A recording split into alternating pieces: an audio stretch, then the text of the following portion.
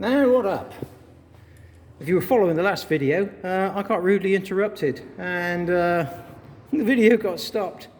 So what I've done, if you haven't seen the last one, is I've been fitting these bearings as per what Honda said, and we are just a little bit off, setting this one in at 12 millimeters.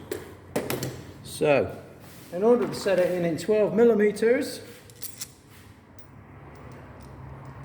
I'm using a threaded bar and my collection of Genki washers, which have successfully got the other bearing in. All we got to do now is just set this one in another 2 millimeters. So you want to use washers that are exactly the right size for the bearings, where we put the stress on the casing and keep the bearing straight on that side.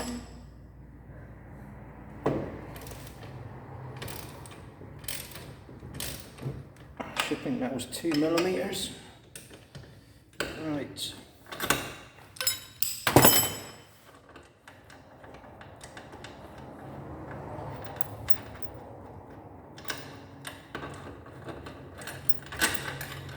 Anyway, the last video was getting a bit long, and I know the trouble with YouTube is everybody's only got a 2-minute attention span. Me included. Nobody wants to sit and watch anything in real time. They all want it cut down. Or just the highlights. 12 point, where's the juju? There it is. 12.22. 12 to 12.5 is the specification. So we'll have that. So now that lot's in there. All we got to do now is fill it up with gack. Lots and lots of gack. So, as I spend a lot of my time in rivers, let's get some gack in there. I'm not actually sure what this one is, but it's pretty gacky. Right. We've gacked up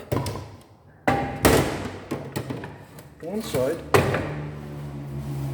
let's gack up the other, and then push it all out again when I put the pin in.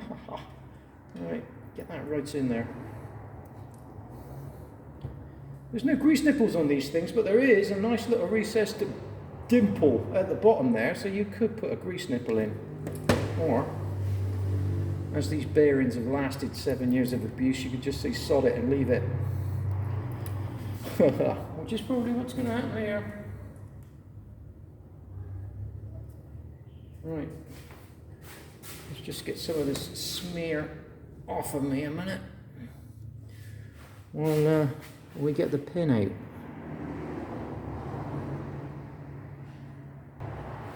Oh, Mechanics Christmas. Look at that, eh? I just love new shiny things. Shiny! Right, let's get it gacked up. It's going to have a hard life in there.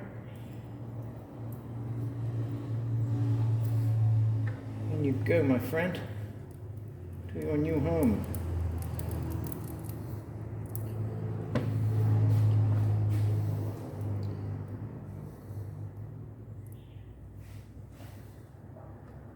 Right, I think we found the spare grease there. Okay, so let's just pack the end up, the space there and there. Put some grease into it, and then with all this spare leftover mess, we'll put the end caps on. He says, trying to get all the spare mess off of him. Right, I'm going to retrieve the gack now. This is a proper O-seal. This is a proper Start again. This is a proper oil seal. So, you need to ease it on from side to side. And squeeze the bad boy around. Because we don't want too much water. Can you see, like, there's a double lip seal. So get your grease in there. because it's not going to see anymore, is it? Not really. Even if you do like a yearly service on it, that has got to last. So get that in.